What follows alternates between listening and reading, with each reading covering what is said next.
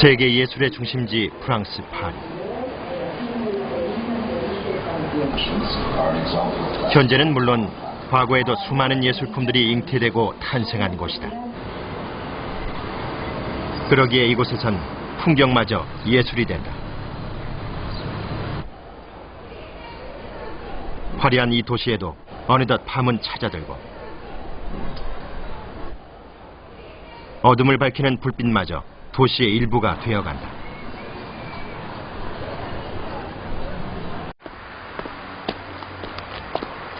늦은 밤, 인정마저 드문 파리의 뒷골목에서 마주친 한 장의 포스터. 그런데 포스터 속 그림들이 매우 낯익어 보인다. 1900년대 조선의 풍속을 담은 그림들이다. 이를 그린 이의 이름은 바로 김준근. 과연 그의 그림에는 어떤 비밀이 숨어있기에 너무나도 생소한 김준근이란 이름을 머나먼 이국 땅에서 처음으로 만나게 되는 것일까? 이제 19세기 말 조선의 풍속화를 세계 속에 거닐게 했던 화가 김준근. 그를 역사의 기억 저편에서 불러내고자 한다.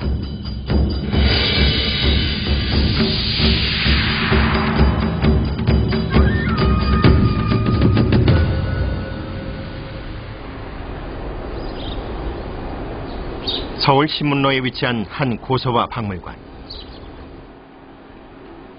고서와 수집에 평생을 바쳤다는 여승구 관장.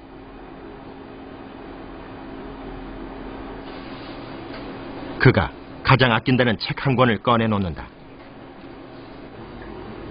15년 전 일본의 고서점에서 1화 120만엔, 우리 돈으로 1200만 원이라는 거금을 주고 사온 조선어판 철로역정이란 책이다. 1895년 목판본으로 처음 인쇄 출판된 조선어판 철로역정. 영국 작가 존 버니언 원작의 이 책은 선교사 게일이 국내 처음으로 번역해 소개한 책으로 우리말로 번역된 근대 최초의 번역 소설이기도 하다.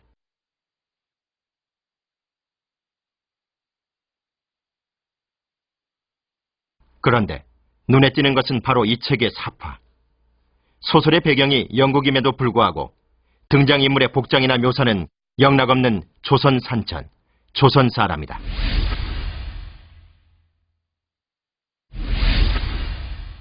기독교도가 천국을 찾아가는 여정을 그린 이 소설.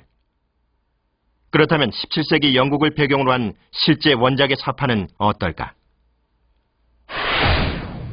중세 서양의 기사 모습을 난 기독교도, 서양식 갑옷과 용의 모습을 한 악마가 등장하는 원작과는 달리 한글 번역판에는 영락없는 조선식 갑옷과 조선의 인물들이 등장하고 있다. 그렇다면 누가 최초의 근대 번역 소설 속에 이토록 독창적인 사파를 그려넣었던 것일까? 전문가들은 묘사의 특징들을 근거로 기산 김준근을 그 주인공으로 지목한다. 기산 김준근의 그림인데 그 책에는 그런 기록이 없습니다. 그런데 서양에서 나온 다른 서양 사람이 쓴 고서들은 같은 화풍의 그림이 많이 있는데 이건 다 기산의 그림이라고 나와 있거든요. 그래서 평자들이 다 이것은 기산 그림이라고 지금 판단되고 있는 것이죠.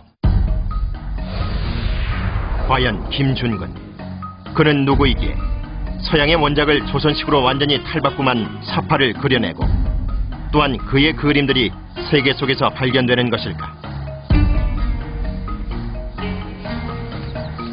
그러나 아쉽게도 그에 관한 기록은 전혀 존재하지 않는다.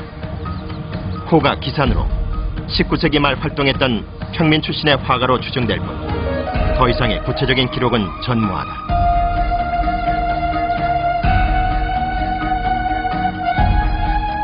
심지어 조선시대에 활동했던 화가들의 행적을 총정리해 기록한 오세창의 근역 서화쟁에조차 김준근이라는 이름은 보이지를 않는다.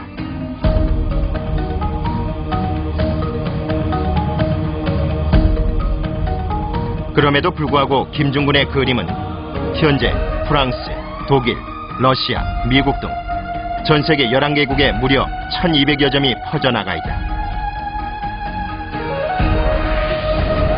기록에서조차 찾을 수 없는 화가, 그 이름조차 생소한 김중군의 그림은 어떻게 외국과의 교류조차 드물던 19세기 말 세계 곳곳에 퍼져나갈 수 있었을까?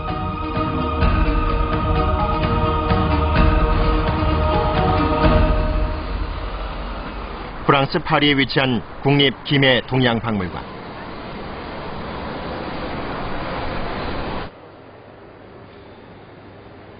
프랑스 최대의 아시아 미술품 관련 박물관이라는 명성답게 아시아 각국을 대표하는 각종 예술품들이 박물관 곳곳에 자리 잡고 있다.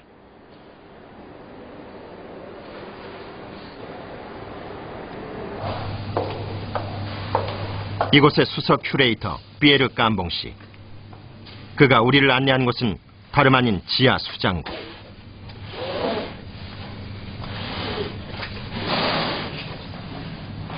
바로 이곳에서 기산 김중군의 또 다른 흔적들을 만날 수 있었다. 비로소 세상에 그 속살을 내보인 기산 김중군의 풍속화들. 19세기 말 조선의 풍속들을 고스란히 담고 있는데 단일 박물관으로서는 가장 많은 170점이 보관돼 있다. 그렇다면 이렇게 많은 작품들이 어떻게 이역만리 떨어진 이곳에 둥지를 틀게 된 것일까? Le musée Guimet est fondé en 1889. Juste un an auparavant, en 1888, Charles Vara part en Corée en mission pour le ministère de l'Instruction publique et des Beaux-Arts. Et avec l'aide de l'ambassade de France et du gouvernement coréen, il va rapporter une collection coréenne à Paris. 19세기 프랑스 탐험가 샤를 바라. 그가 바로 이곳 낯선 이국 땅에 김중군의 그림을 처음 소개한 인물이었다.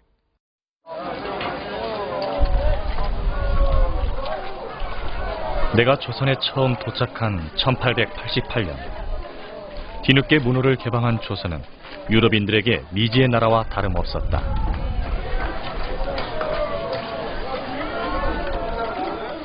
문호가 개방되자 해양장을 중심으로 조선을 찾는 외국인들의 발길은 점차 늘어났지만 이들을 통해 전해들은 조선의 정보는 아직 단편적인 것들에 불과했다. 때문에 나의 조국 프랑스에서는 나와 같은 탐험가를 필요로 했다.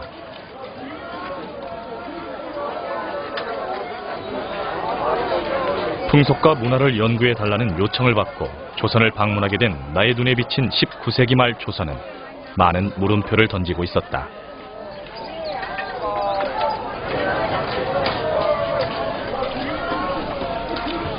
마치 머리 위에 뿔처럼 또아리를 틀거나 여자들처럼 길게 머리카락을 따내린 사내들의 모습 역시 신기할 따름이었다. 나는 곧바로 조선의 풍속과 관련된 것은 하나도 빠짐없이 수집하기 시작했다. 처음에는 직접 민속품을 사러 다녔지만 당시 조선에 와 있던 꼴랭드 블랑시라는 프랑스 외교관이 내가 조선의 민속품을 수집한다는 소문을 널리 내준 덕분에 나중엔 수많은 조선 사람들이 진귀한 물건들을 팔기 위해 나의 숙소 앞으로 몰려들었다.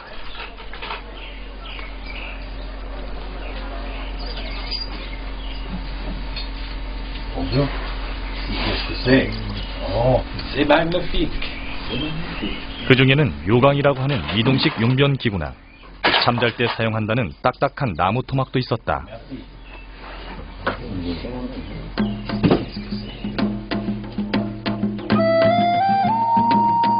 이런 샤를 바라에게 널뛰는 모습이나 배짜는 모습 등 당시 조선의 풍속을 세세하게 묘사한 김중군의 그림은 더없이 탐나는 수집품일 수밖에 없었다.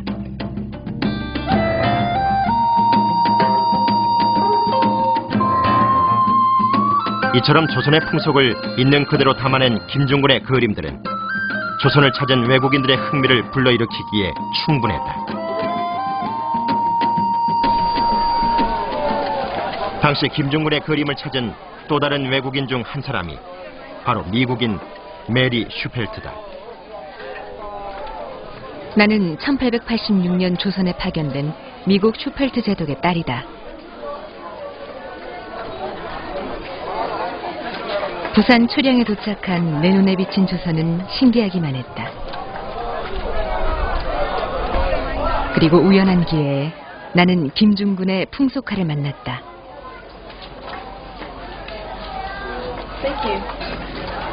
그의 풍속화를 통해 나는 조선이 어떤 나라인지를 세세히 알 수 있게 되었다. 1886년에 그 한미 통상 수호 조약 때문에 왔었던 미국의 슈펠트 제독의 딸이 당시 기산이 살았었던 부산 초량으로 내려갑니다. 그래서 기산에게 조선의 풍속도를 부탁해서 봤는데 그 당시 그것이 어떤 그림이었는지를 모르죠. 다만 추정할 수 있는 것은 그 그림의 일부가 주로 한국의 놀이 주제였다라고 하는 것은 우리가 그 이후에 찾아진 다른 자료를 통해서 좀 증거할 수는 있겠습니다.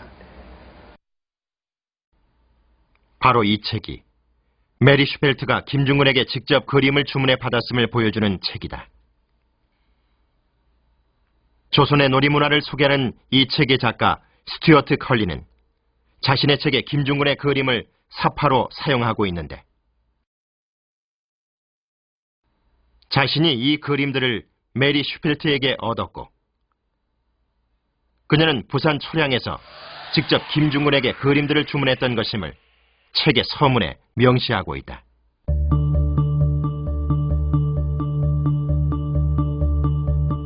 이 기록을 통해 베일에 쌓여진 화가 김중근의 활동 지역 일부를 비로소 확인할 수 있게 됐다. 그런데 그의 그림을 추적하다 보면 그가 다른 지역에서도 활동했다는 것을 알 수 있다.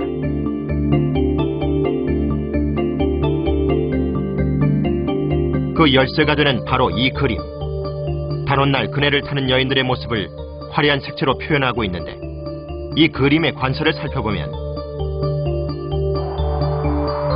조선 원산왕 김준근, 분명하게 이 그림이 그려진 곳이 원산임을 나타내고 있다. 또 한 장의 그림. 과거 급제자가 선배들에게 예를 갖추는 장면을 그린 그림이다. 이 그림의 관서 속에서도 원산왕이 명시되어 있다. 두 관서에서 공통으로 보이는 지명 원산. 김중근은 자신의 또 다른 활동 지역을 그림 속에 남겨놓았던 것이다.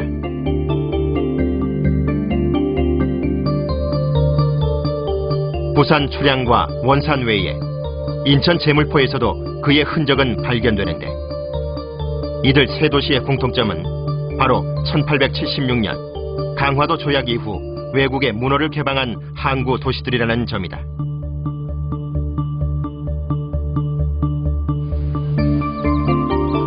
개항 후 외국인들의 방문이 급증하자 개항장을 중심으로 당시 조선의 풍속을 담은 그림들이 인기를 끌었다. 이러한 외국인들의 요구를 반영한 풍속화를 그려냈던 화가 그가 바로 김중근이었다. 당시 개항장에서 조선에 대해서 알고자 호기심을 가지고 방문했었던 외국인들이 상당히 많이 있었었는데요.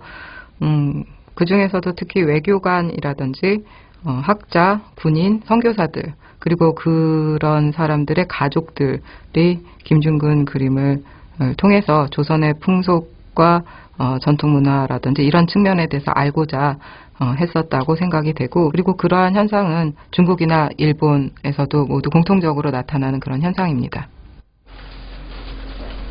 18세기 후반 중국의 개항기에도 개항된 항구를 중심으로 당시 중국의 풍속을 그려 외국인들에게 팔던 화가들이 존재했으며 이들이 그린 그림은 수출화라고 불렸다.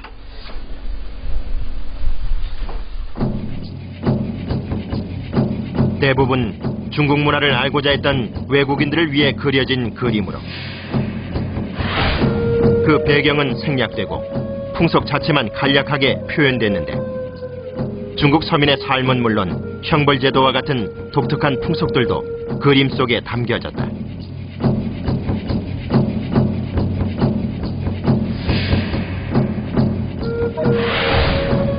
특히 이 그림들은 대개 수십여 점에서 많게는 100여 점이 한 세트로 만들어져 판매됐다.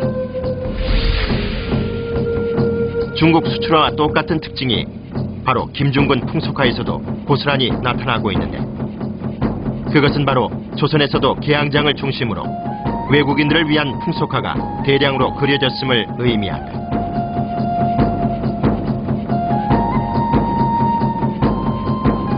이런 이유로 현재 세계 각국에서 김중근의 그림들이 수십여 점씩 발견되고 있는 것이다. 중국이나 일본의 수출화도 수십 장이 한 세트로 이루어져 있는 그런 케이스가 많이 있고요. 그런 것들을 이미 알고 있었던 서양 사람들이 조선 풍속도도 그와 비슷한 형태로 된 것을 원했던 것이 아닌가 생각이 듭니다.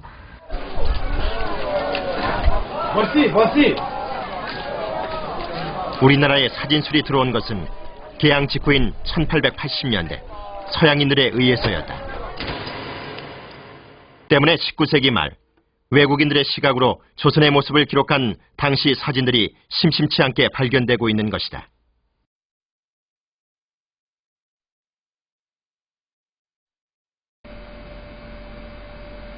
그렇다면 여기서 의문점이 하나 생겨난다. 왜 당시 서양인들은 사진기를 가졌음에도 김중근의 풍속화가 필요했던 것일까? 그의 그림에 사진을 능가하는 어떤 매력이 있었던 것은 아니었을까? 당시 물방앗간의 전경을 찍은 한 장의 사진. 하지만 조선 풍속에 어두운 외국인들이 이 사진만으로 물방앗간의 역할을 이해하기란 불가능한 일이었다. 그러나 김중근이 그린 물방앗간 그림은 달랐다. 다양한 각도에서 본 모습들을 한 화면에 담아 그림으로써 물방앗간의 용도를 한눈에 설명하고 있다. 이것이 바로 김중근의 풍속화를 찾게 만든 이유였다. 자신이 방문했었던 조선의 화가가 자기가 알고 있는 것을 그림으로 그려냈다라는 점에서 훨씬 더 구체적이고 명확한 상황을 그림으로 보여줄 수 있었기 때문에 사진보다 훨씬 더 매력적인 그런 작품이 될 수 있었다고 생각이 됩니다. 김중근의 그림을 더 찾게 만든 또 다른 이유가 있었다. 조선을 여행하는 동안 어려운 순간에 자주 부딪혔다. 특히 여인들은 아예 우리와 마주치는 것조차 꺼려했다. 때문에 조선 여인들의 모습이나 생활에 대해 안다는 것은 거의 불가능한 일이었다. 오로지 김중근의 풍속화를 통해 이런 호기심을 풀 수밖에는 없었다. 나의 호기심을 대신해서 현장을 포착해준 것이 바로 그의 그림이었다. 그래서 김중근의 눈은 당시 조선의 곳곳을 주목했다. 그리고 자신의 눈에 담긴 다양한 풍속들을 속속들이 그려냈다. 그래서일까? 김중근 풍속화엔 현재에는 전해지지 않는 수공업과 관련한 조선의 풍속들이 고스란히 담겨있다. 금관을 만드는 장인은 물론 옹기를 팔러 다니던 장사꾼도 김중근 풍속화의 모델이 된다.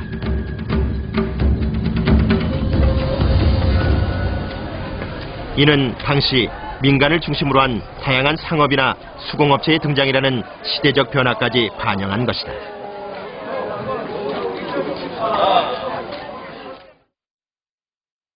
사진조차 쉽게 찍을 수 없었던 조선 여인들도 그의 그림 속에선 젖가슴을 훤히 드러낸 모습으로 등장한다. 특히 이를 통해 19세기 조선 여인의 의복 변천사까지도 한눈에 알 수 있다.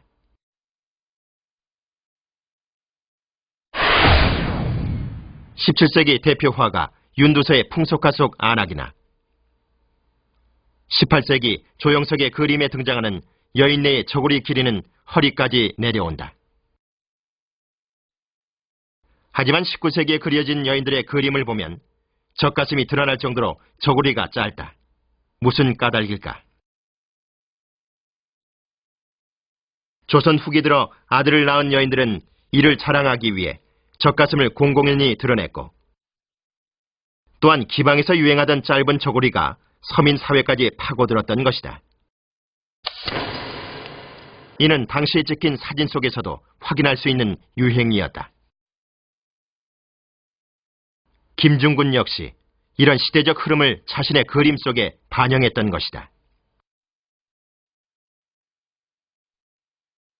이외에도 그의 그림들 속에는 관원상제나 세시풍속, 신앙과 형벌 등 실로 다양한 주제들이 담겨 있다.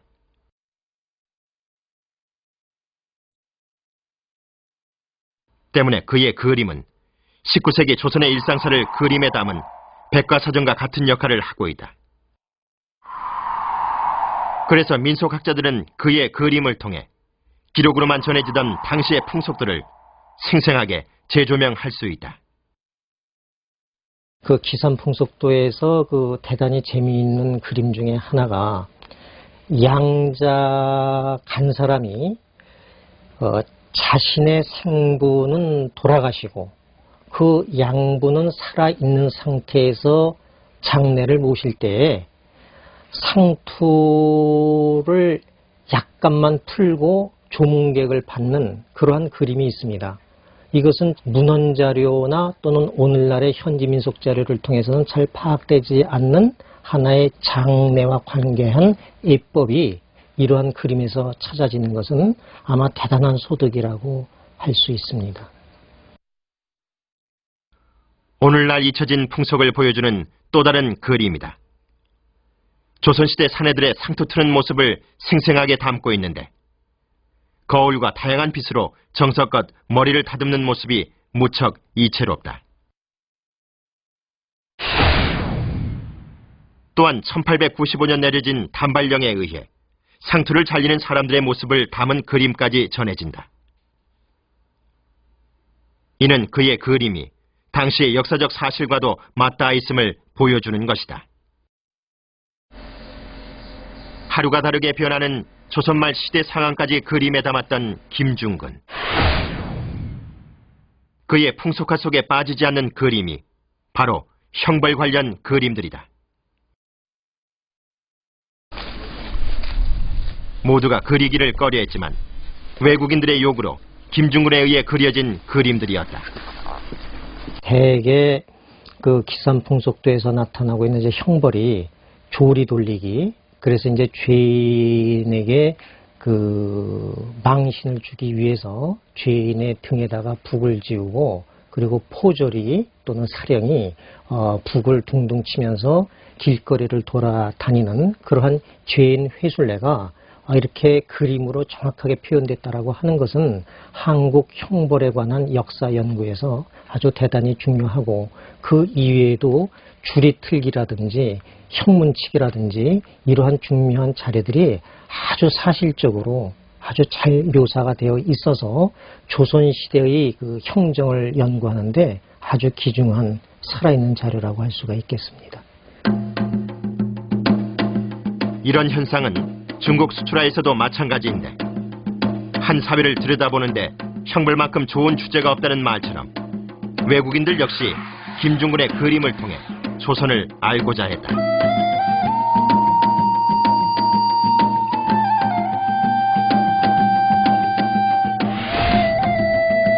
뿐만 아니라 놀이문화도 중요한 그림 속 주제였다.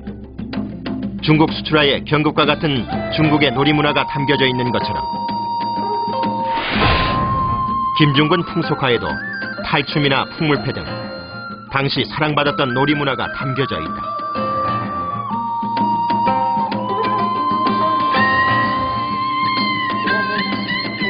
서양인들에게 베일에 쌓여있던 동양 문화는 중국의 수출화나 조선의 기산 풍속화를 통해 이렇게 하나씩 소개되어져 갔다.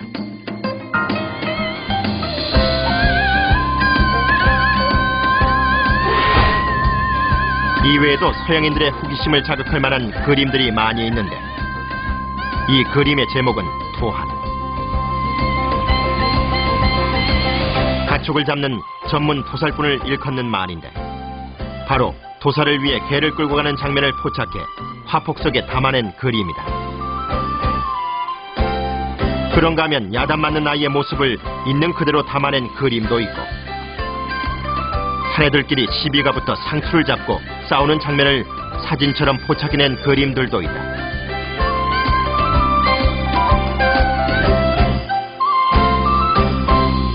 그러나 그의 그림이 주목을 받는 이유가 비단 소재 때문만은 아니다.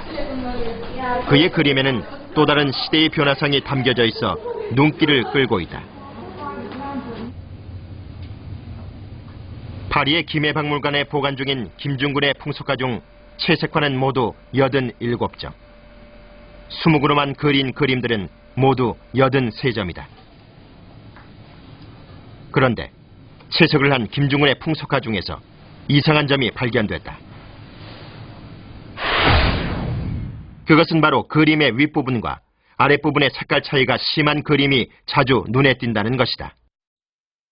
단순한 배색 차이 때문만은 아닌 듯한데. 김해박물관의 김중근 풍속화를 원형 그대로 재현해내는 작업에 참여했던 문화재 복원 전문가를 만나보았다. 과연 그 이유는 무엇일까?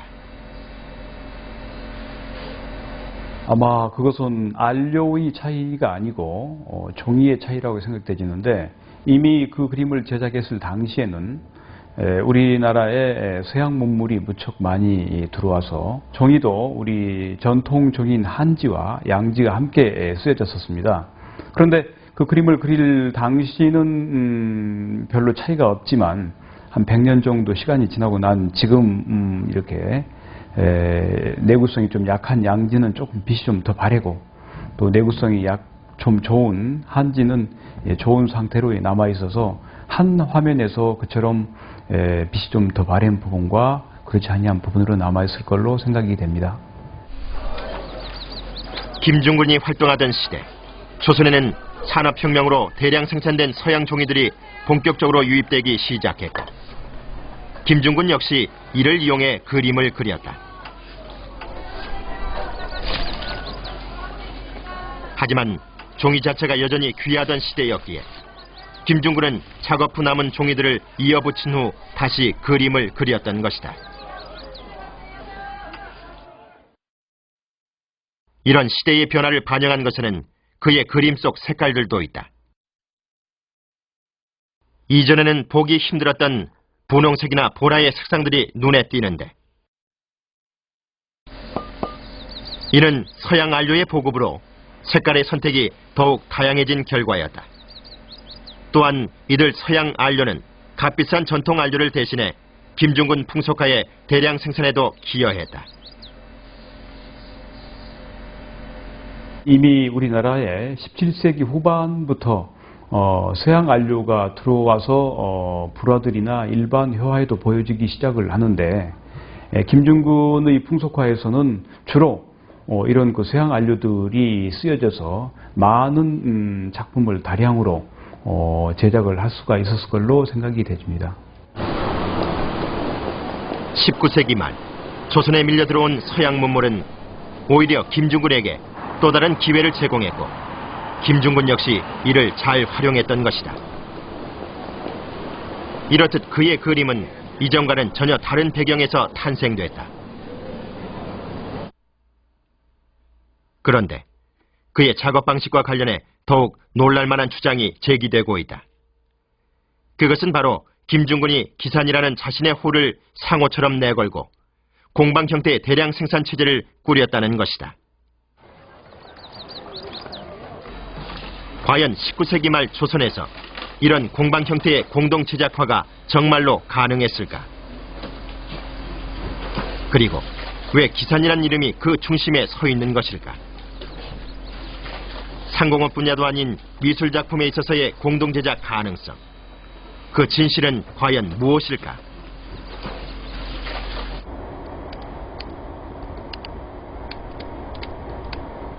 우선 기산 풍속화가 여러 명이 함께 그린 공동 제작화라는 가능성을 제기한 전문가를 만나보았다. 세계 곳곳에 흩어져 있는 김중근의 작품 속 인장, 그림의 제목에 해당하는 화제, 그리고 인물 표현 방식을 살펴본 결과 한 사람이 그린 것이라고 보기엔 매우 다른 필체나 형태가 곳곳에서 발견된다는 주장이다. 공동 작업의 근거는 크게 세 가지로 구분할 수가 있습니다. 그래서 첫 번째가 인장, 그다음 두 번째가 이제 화제, 그림의 제목이라고 할 수가 있습니다. 그리고 세 번째가 그 인물의 표현 방식에서 이제 우리가 구분을 할 수가 있는데요. 그래서 첫 번째 인장을 보시면은 크게 이제 스미소니언 박물관 유형하고 동베를린 미술관 유형으로 구분을 할 수가 있습니다. 그래서 보시다시피 동베를린 미술관 유형의 것이 더 이제 둥근 전서체로 되어 있는 것을 이제 볼 수가 있습니다. 두 번째로는 김중근의 이제 화제를 볼 수가 있습니다. 그래서 그 김중근의 화제 중에서 이제 모양이라는 글자가 이제 공통적으로 들어가게 되는데요. 이 미국 스미소니언 박물관 유형의 것의 모양에는 그 아래 이응자가 세모로 표기되어 있는 것을 보실 수가 있고요. 동베를린 미술관의 것에는 이제 아래 이응자가 지금 현재 쓰는 이응으로 표기되어 있는 것을 보실 수가 있습니다. 그래서 이 외에도 이제 그 모음 쓰는 방식도 이제 각자 틀린 것을 보실 수가 있죠. 이처럼 전혀 다른 글씨체의 화제가 여러 곳에 소장된 김중근의 그림들에서 속속 발견되고 있다. 프랑스 김해박물관에 보관된 그림들 속에 쓰여진 모양이란 글자의 이응은 세모 모양을 하고 있는데 반해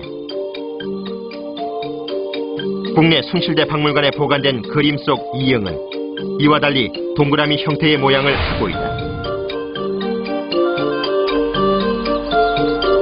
이외에도 공동 제작의 근거는 또 있다. 바로 그림 속에 등장하는 인물의 얼굴에서 찾아볼 수 있는데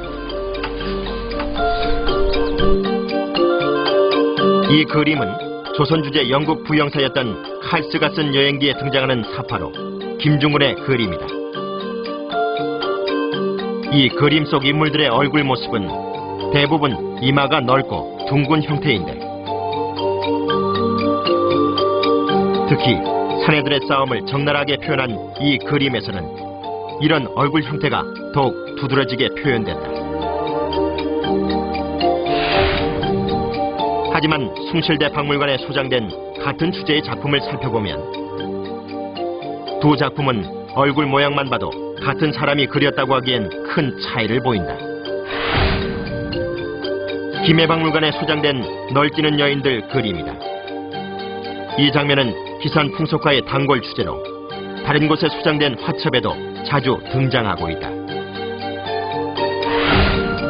국내에도 널뛰는 여인들을 그린 김중근의 그림이 있는데 하지만 같은 사람이 그렸다고 보기엔 달라도 너무 다른 얼굴이다.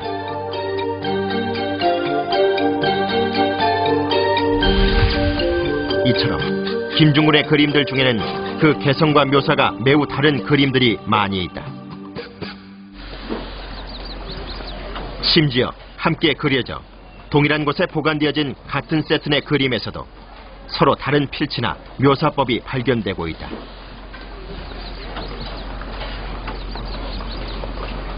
같은 세트 안에 두 사람 이상이 그린 그림이 존재합니다. 예를 들어서 눈 처리 방식이 완연히 다르거든요. 그래서 다른 사람이 그린 거라고 생각이 되고요. 2명 이상의 화가가 같이 공동 작업을 해서 한 세트의 작품을 만들었다라고 생각이 듭니다. 숭실대 박물관에 있는 연날리기 그림들로 같은 화첩 내에서 같은 주제를 다룬 그림임에도 그 얼굴 모양이나 눈의 묘사가 두드러지게 달라 보인다. 마찬가지로 싸움을 하는 사내들의 모습을 담은 그림이나 상투를 자르는 모습을 그린 그림들 역시 인물들의 눈처리 방식이 전혀 다르다. 이처럼 같은 화첩 내에서 같은 주제를 다루는데도 다른 표현이 나타난다는 것은 적어도 2명 이상이 그림 작업에 참여했음을 의미한다. 많은 개항장의 풍속 화가들 사이에서 보다 경쟁력을 갖기 위해 김중근은 공동 제작 체제를 선택했던 것으로 보인다. 또한 전체적인 그림의 통일감을 유지하기 위해 그는 또 다른 방법을 생각해낸다.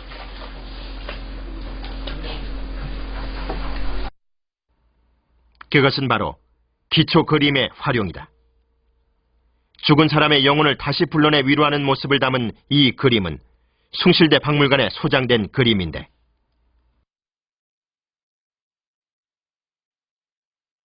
같은 주제와 상황을 담은 그림을 프랑스 김해 박물관에서도 찾을 수 있다.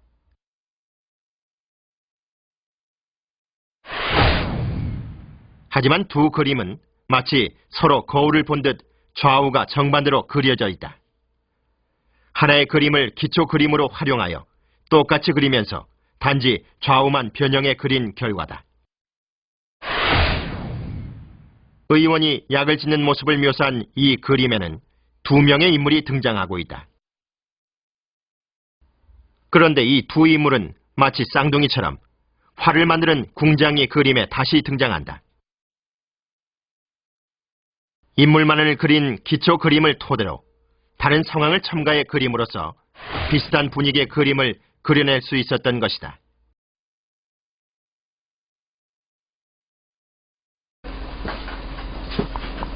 이런 기초 그림의 활용을 통해 김중근은 주문자의 기대에 부응하면서도 대량 생산이란 두 마리 토끼를 모두 잡을 수 있었던 것으로 보인다.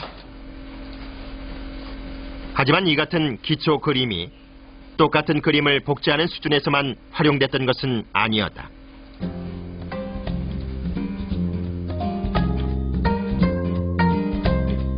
주위 배경은 모두 생략한 채 그네 타는 여인들의 모습만을 묘사한 1886년 그려진 김중근의 그림이다.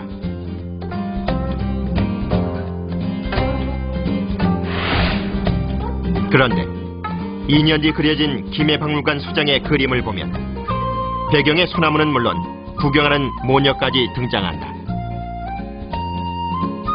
이후 그려진 단오날 그림에는 그네 타는 여인들 외에 수많은 등장인물과 다양한 소품까지 등장하고 있다. 기초 그림을 활용하더라도 끊임없는 변화를 꾀한 것. 이것이 바로 기산 풍속화가 명성을 유지할 수 있었던 비결은 아니었을까. 19세기 후반, 조선에서 공동제작 시스템을 구축해 적잖은 자본까지 축적했을 것으로 보이는 화가 김중근. 하지만 그를 독자적인 작품 세계가 있는 예술가로 보기엔 무리가 있다는 쓴소리도 들린다. 그렇지만 김중근이 그린 철로역정 속 그림들을 보면 그 판단은 달라질 것이다. 나 제임스 게일은 미국 북장로의 선교사로 조선에 파송되어 그 당시 기독교에 관심이 뜨거웠던 원산에 자리를 잡았다. 철로 역정을 번역하기 시작하면서 마땅한 삽화가가 없어 고심하던 중 김중근이라는 화가를 만나게 됐다.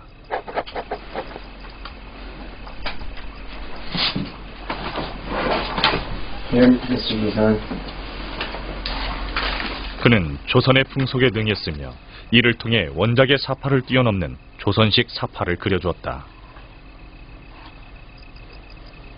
나는 그의 그림에 만족해했고 그로 인해 철로 역정을 완성할 수 있었다.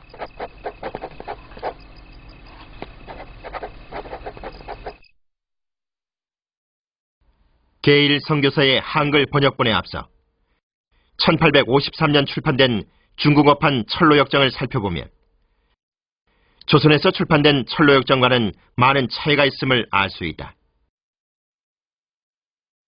우선 사파부터가 다르다. 중국어판 철로역정은 존 버니언 원작의 사파와 매우 유사한 서양 분위기의 사파가 그대로 사용됐다.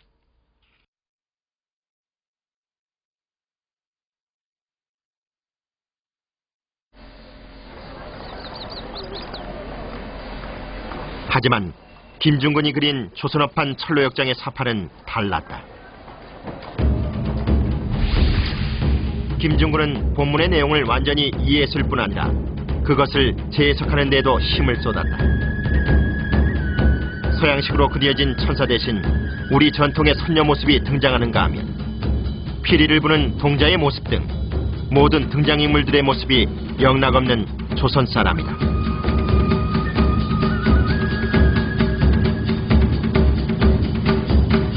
주인공인 기독교도 역시 서양식 갑옷을 벗어던지고 우리식 갑옷을 입고 있는데 김중근 역시 기독교를 받아들였던 것이 아닐까 하는 추측이 일 만큼 정성이 깃들여 있다.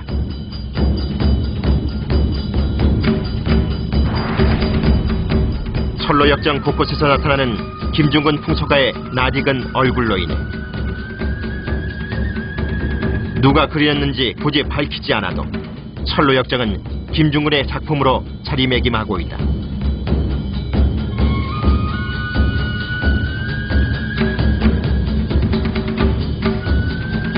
비록 도와서 화원과 같은 신분은 아니었지만 그는 개항장에서 가장 인기 있는 화가였으며 철로역정의 사파를 통해 자신의 그림 인생에 있어서도 한 획을 그었던 화가였던 것이다.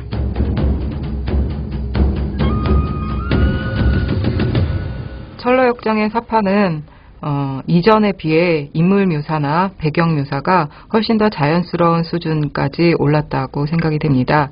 그래서 1880년대부터 1890년대까지 이루어졌었던 김중근 작업에 있어서 정점에 해당하는 그런 작품이 아닌가 생각이 됩니다. 철로역정 속 그림에서는 본격적인 서양 화법의 실험 또한 자주 눈에 띈다. 특히 원근법이나 선투시법에 대한 시도가 그림 속에서 빈번히 보여지고 있다. 또한 이전의 풍속화가 행위에만 집중했던 기능적인 그림이었다면 철로역정 속 사파는 배경은 물론 인물 묘사에도 공을 들인 완성도 있는 작품으로 평가받는다.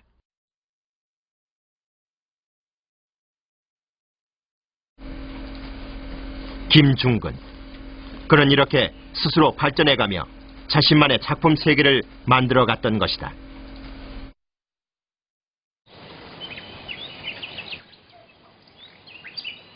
당시 기산의 유명세를 가늠할 수 있는 일화가 하나 전해지는데 독일 공사 멜렌도르프가 고종으로부터 하사받은 선물 중에 김중근의 풍속화가 들어있었다는 것이다. 그토록 명성 높았던 김중근의 풍속화는 사진술의 보급과 발달로 인해 결국 쇠퇴의 길을 걷게 됐다. 한때 사진을 넘어섰던 기산 풍속화였지만 시대의 흐름에 밀려 그의 그림 역시 점점 풍속 사진으로 대체되고 말았다.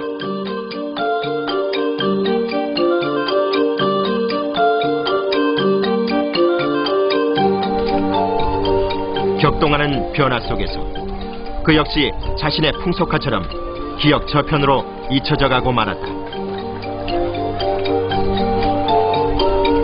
하지만 왕성한 호기심으로 19세기 말 조선 민초들의 모습을 있는 그대로 화폭에 담아 세계에 소개한 화가 김중근. 분명 그는 한 시대를 기록해 세계에 알린 얼굴 없는 화인이었다. 기산 풍속도를 가만히 들여다보면 당시 조선 사람들의 정신적인 분위기, 그것을 담아내고 있는 그 기산의 마음가짐, 이런 부분들이 100여 년 이상의 시간을 떨어져서라도 그것을 보는 사람을 감동시키고 그게 분명히 마음에 들어옵니다. 지금 현재 살아가는 우리들에게까지 당시의 역사성들을 다시 한번 재인식을 할 수 있게끔 해주는 이런 다양한 소재의 풍속화가다고 생각이 되집니다. Kim Jong-un a été le premier à faire connaître à l'étranger, montrer que la Corée n'était ni le Japon ni la Chine. Et Kim Jong-un, visiblement, l'a aidé.